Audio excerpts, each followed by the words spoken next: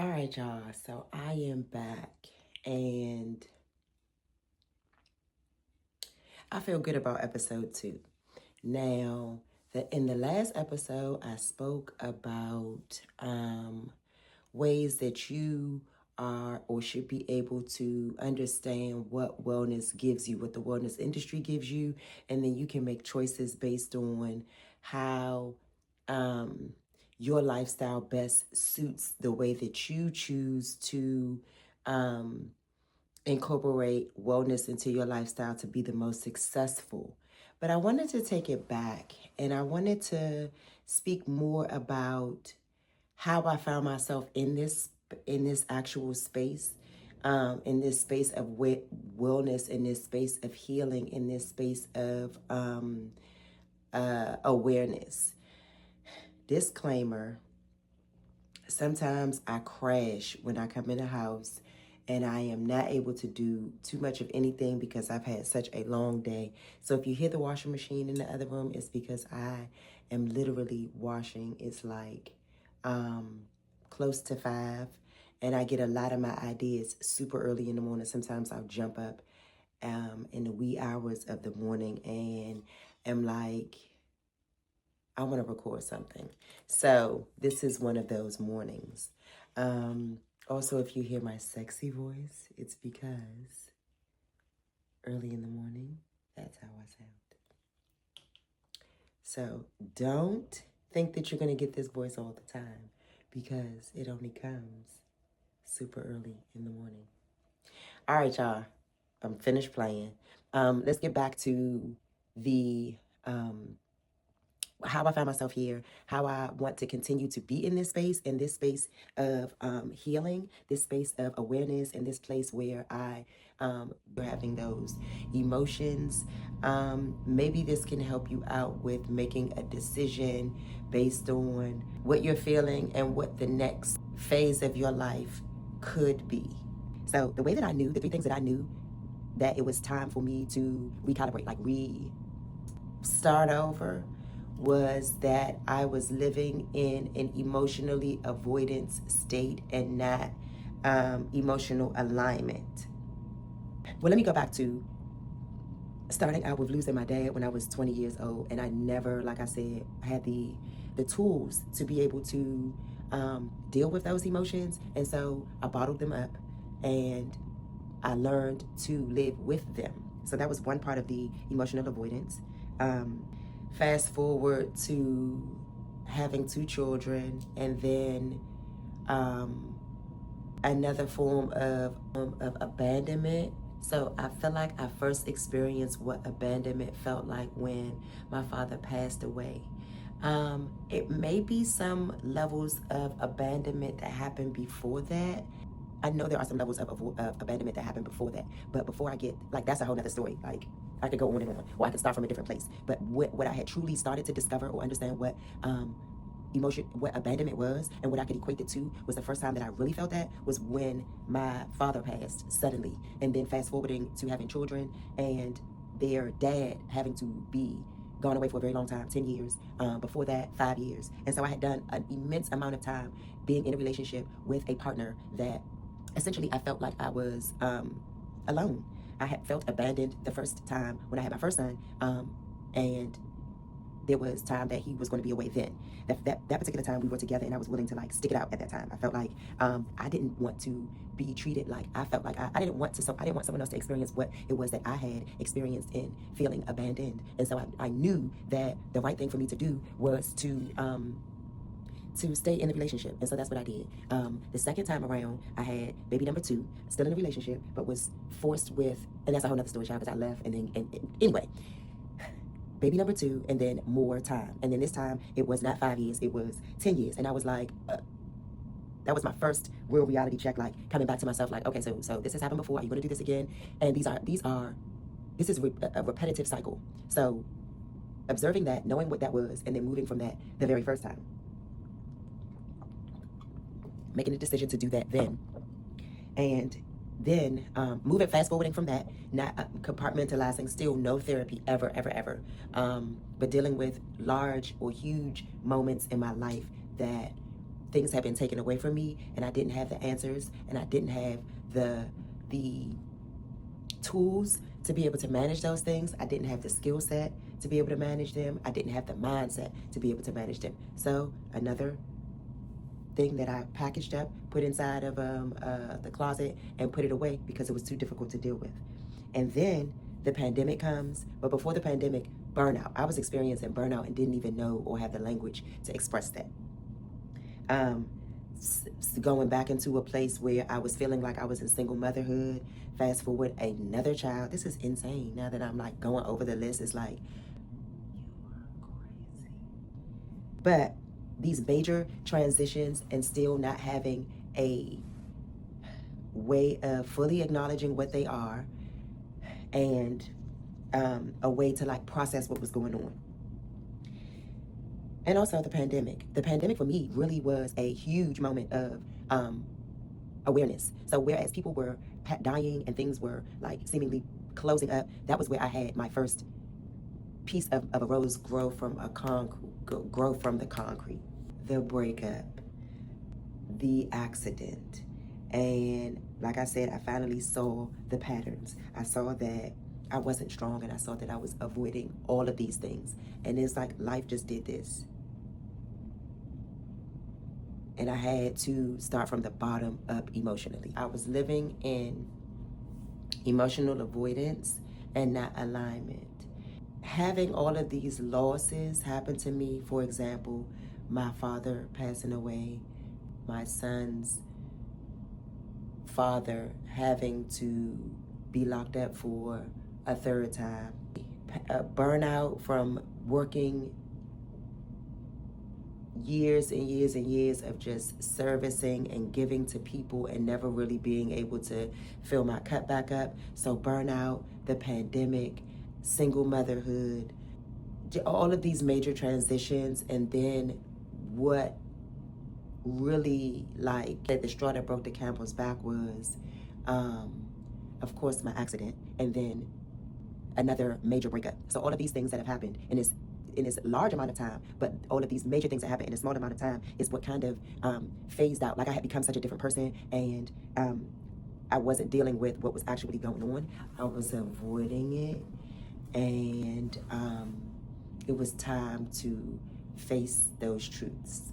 So that was the first thing. The second thing was that my nervous system, my central nervous system, just felt really disrupted. You know, it was like my body was telling me or giving me signs that I wasn't really ready to deal with.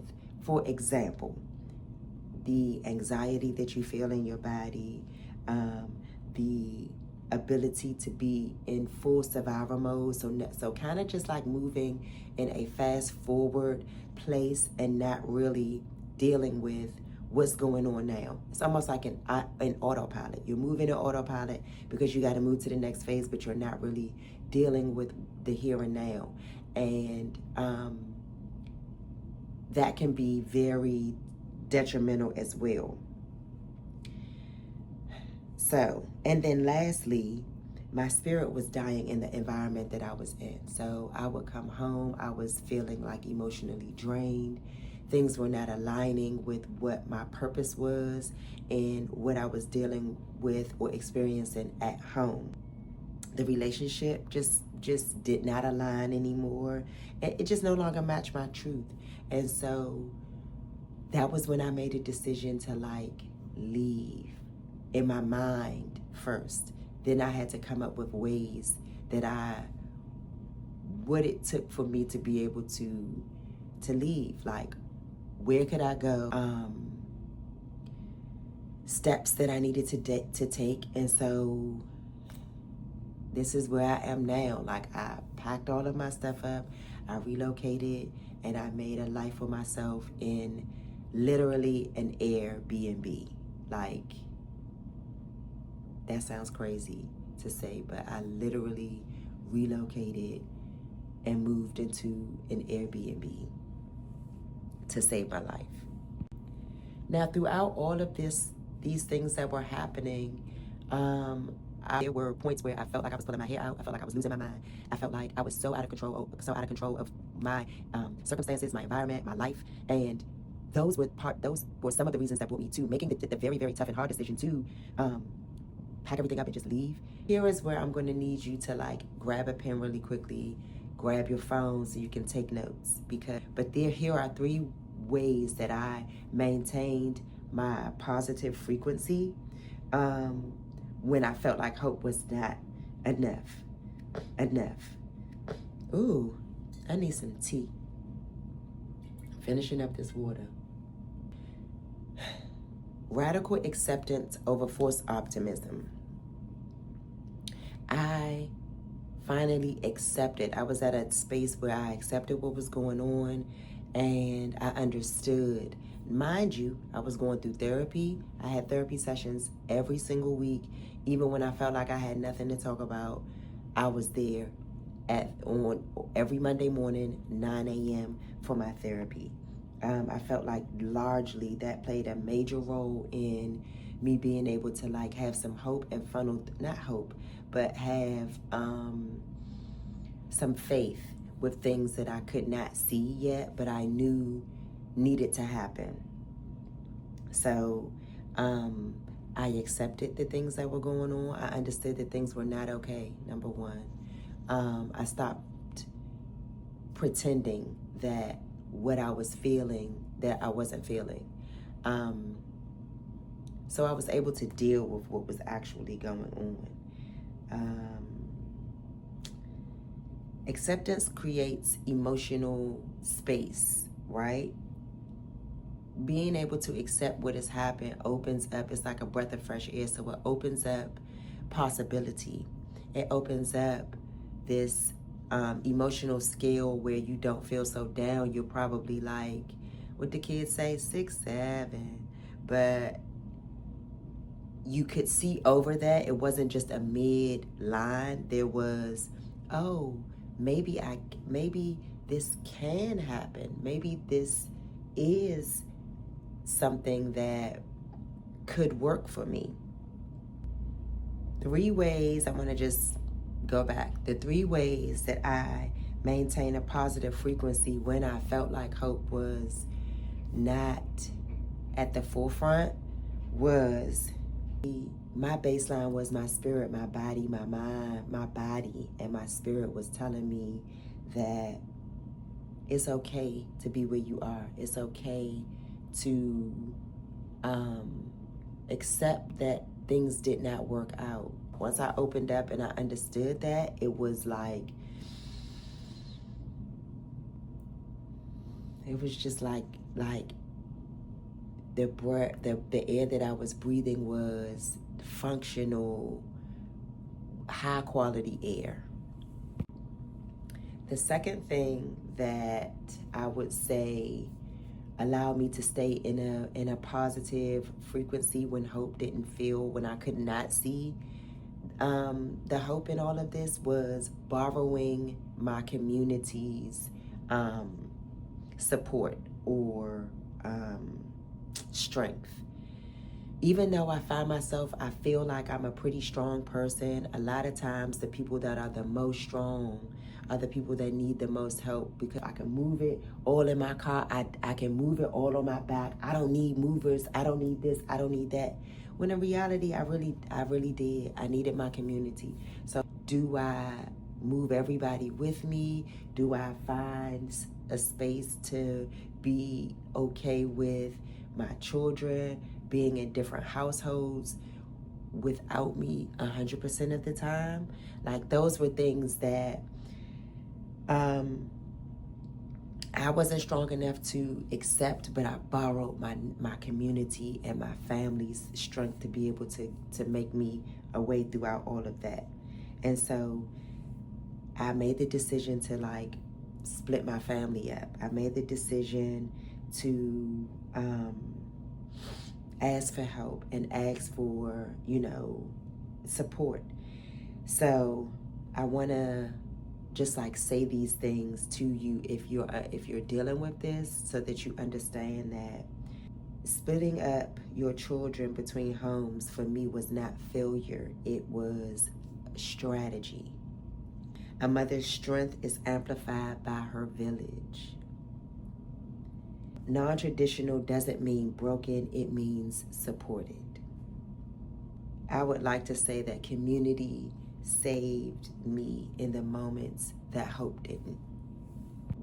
Number 3, which is micro routines that regulated my body, make my body feel good. Like, for example, eating clean, having routines of breath work, of going to the gym, being supported with other women around me that wanted to go to the gym too. So even on those times, and there were a lot of them, that I did not want to go to the gym because I knew that I had the support from other people that were going to meet me there, I got up and I did it. And see, I was doing a lot of these things beforehand and didn't realize that those were the things that would help to carry me over on those times when I needed them the most. Now, I'm not going, no shade. I definitely eat chips and I eat, and I do snack on, like, you know, chocolates and peanut butters and candies and different things like that. But I choose a healthier alternative. So becoming aligned with my mind and my body through breath work, through yoga practices, through stretching, through getting in the gym and actually doing cardio and doing weightlifting, that would get out the aggression and the anxiety that I had. And it also built strength. It built character. If I could lift these weights, then it would make me feel like I could do anything. So those were ways for me to be able to balance some of those things. Radical acceptance over forced optimism. So, like I said, I accepted everything that was going on and I built on how I could be supportive in the acceptance to what was going on. So once I felt like, okay, these things have happened, how can I make them better? How can I fix this? Borrowing strength from your community, borrowing strength from your family, borrowing strength from your friends. That looks like family. If you do not have it, get it from somewhere else. Ask for help. Ask for support. Ask.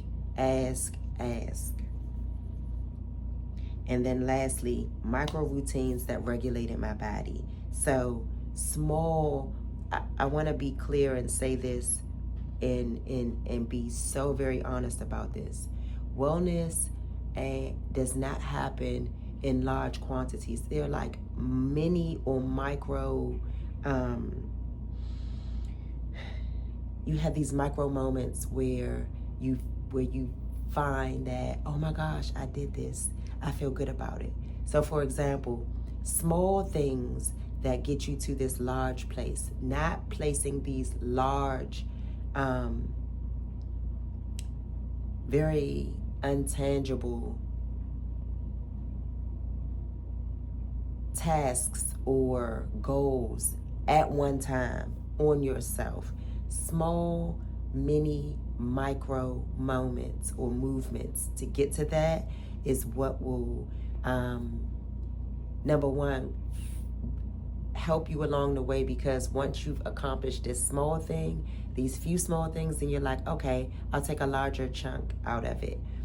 The large things that you take chunks out of that you're never really successful with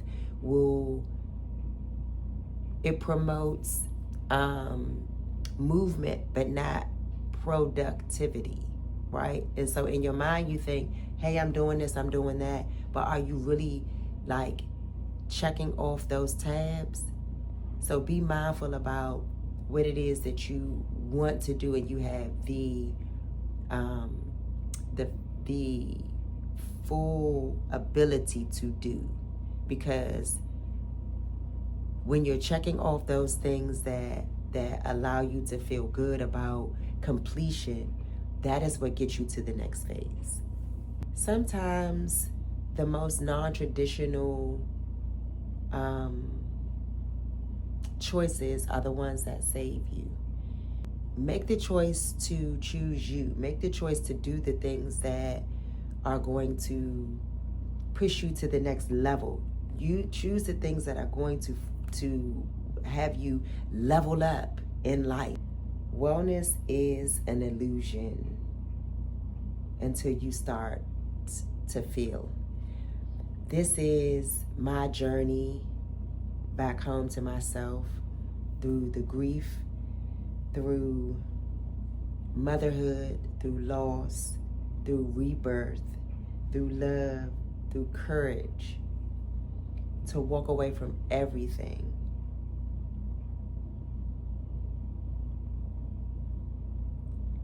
so that I could walk towards me. Again, my name is Egypt Ami, and this is Grounded with Egypt Ami. If you like this, please hit the subscribe button, send this to a friend, and until my next episode, be well.